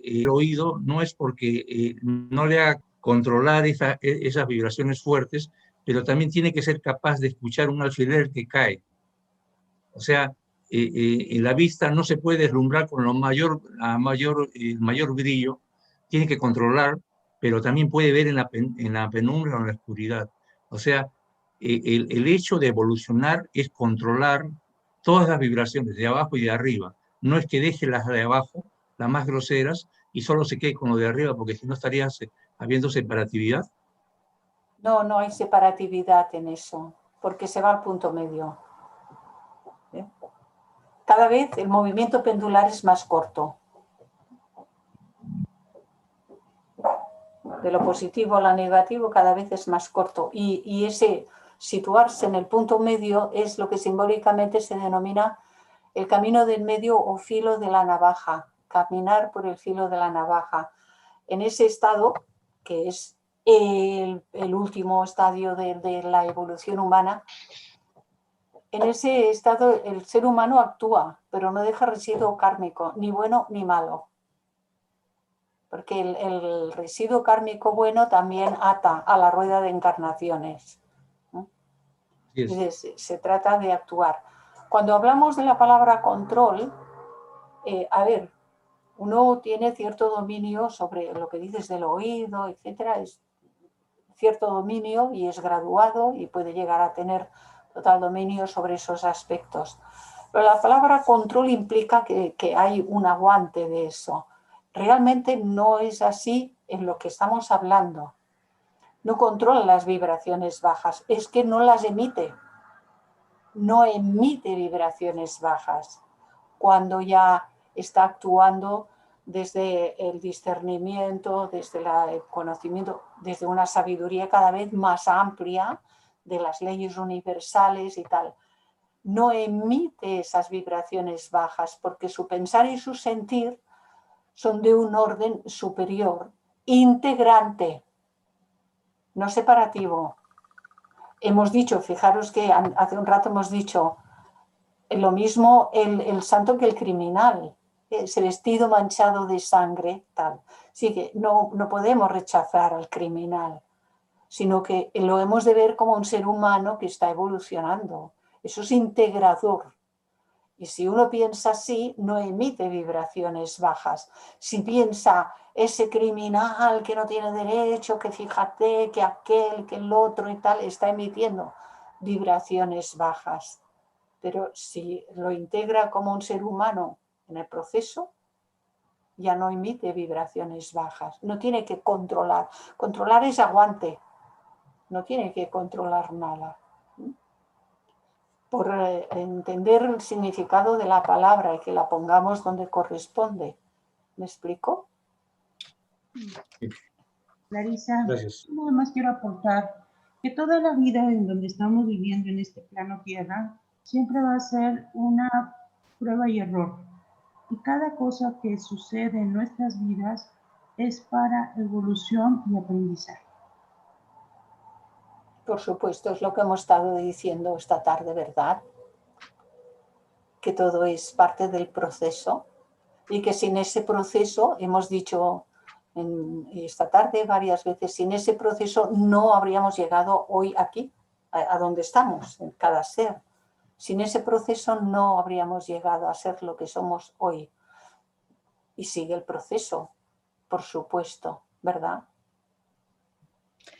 Lo que pasa es que hay que tener mucha compasión con uno mismo en primer lugar, ¿no? Y mucha capacidad de volver otra vez a empezar. Bueno, lo hice mal, si haces mal pides perdón y vuelves a empezar. Y vuelves a empezar. Sí. Entonces requiere una gran, gran compasión primero por uno mismo. Por lo menos yo en mi caso me doy cuenta de eso. Digo, Dios mío lo que me queda, ¿no? Pero bueno.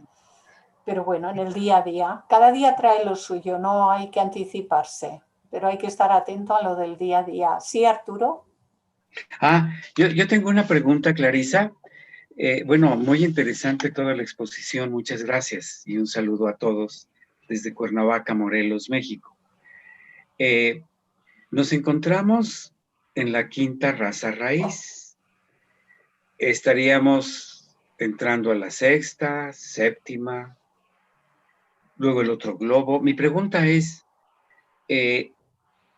el término de nuestros nacimientos y renacimientos de Bachán, ocupamos un nuevo cuerpo y más adelante, como un proceso evolutivo, rompemos con esos ciclos de ir y venir, como se podría considerar que fue el nirvana de Buda y que decidió quedarse para ser nuestro maestro.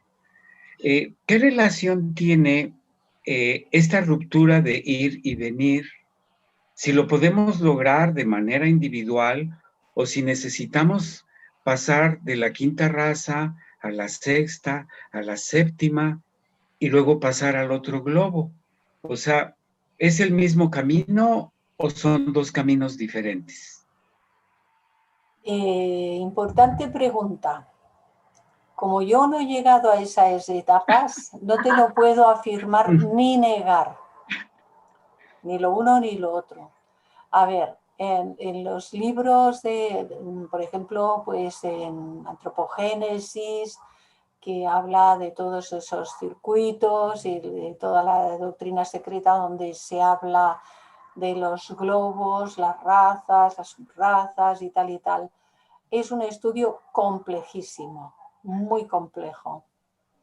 Tanto es así que yo en alguna ocasión, hablando con los compañeros más cercanos, y que, oye, ¿qué tal? Y que cual, he dicho, yo no hablaré de los globos hasta que yo tenga la comprensión necesaria para poderlos explicar correctamente.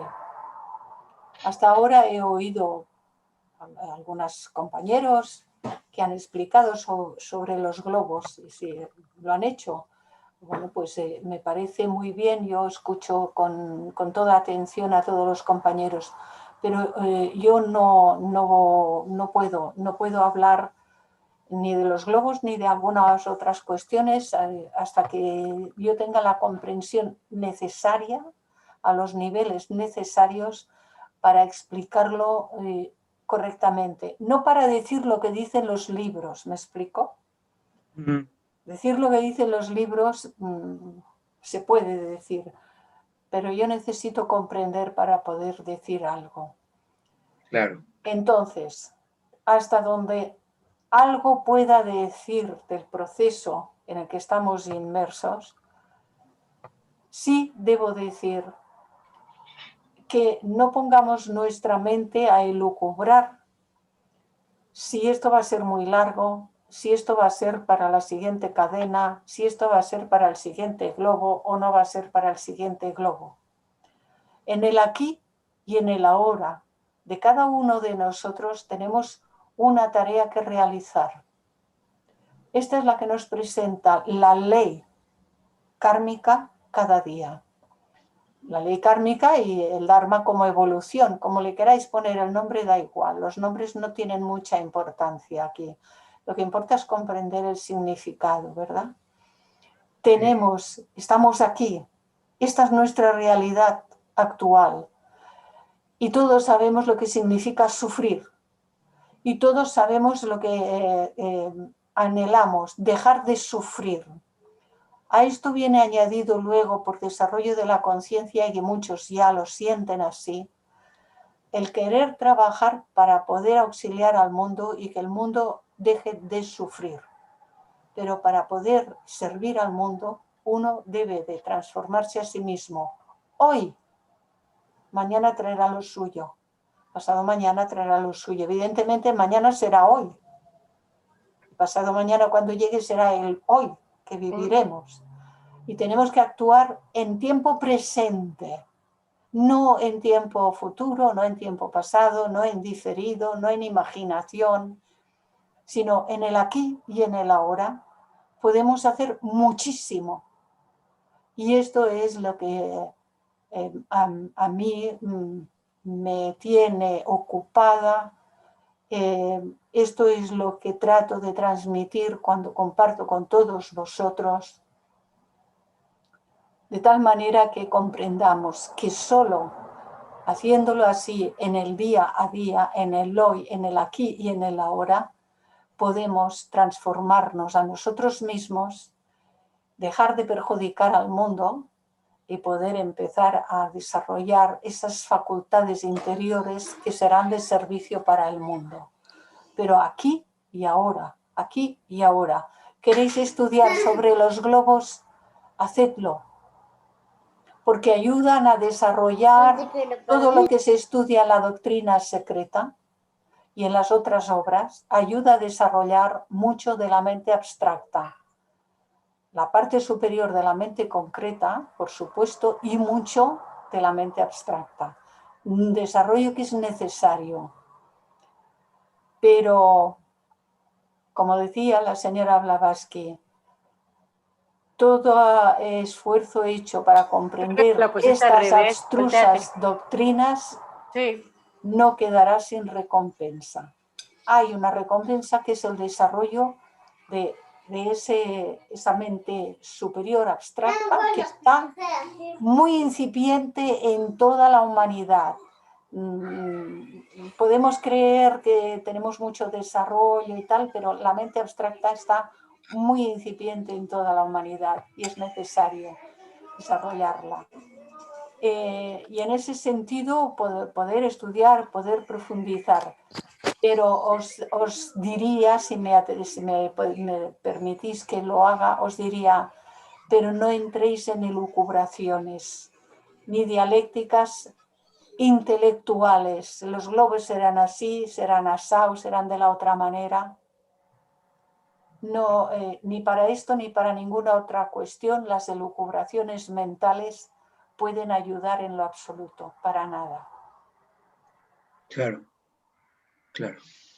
Sí, muchas gracias, Clarisa. De verdad que siempre es una alegría escucharte de forma muy particular, porque mis maestros en teosofía nacieron en España y tuvieron la dificultad de la guerra civil, todo lo que pasó con Franco, y ya recibieron asilo político en la República Mexicana.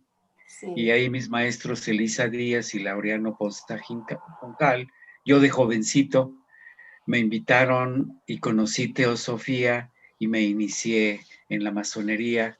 Y cuando te escucho, créeme que encuentro una reminiscencia de todo aquello que me dejaron este matrimonio tan profundo.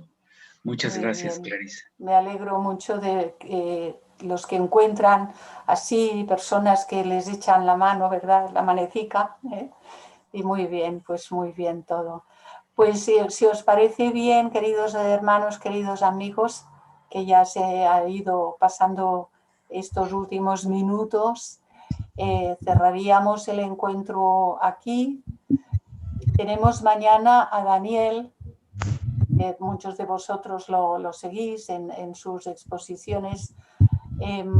Luego el domingo habrá la conferencia sobre el tema de la primera iniciación y los dones de los Reyes Magos, los dones de la tríada superior. Es un resumen en el tiempo de una conferencia solo, ¿verdad? Pero como a 4 días de la Navidad me pareció que ese era el tema, cuando me pidieron hacerla, dije, es que a 4 días de la Navidad hay que hablar de la Navidad, ¿no? Del nacimiento, y lo haremos el domingo. Ya tenéis por ahí los códigos que os envié a todos y entonces pues nos veremos.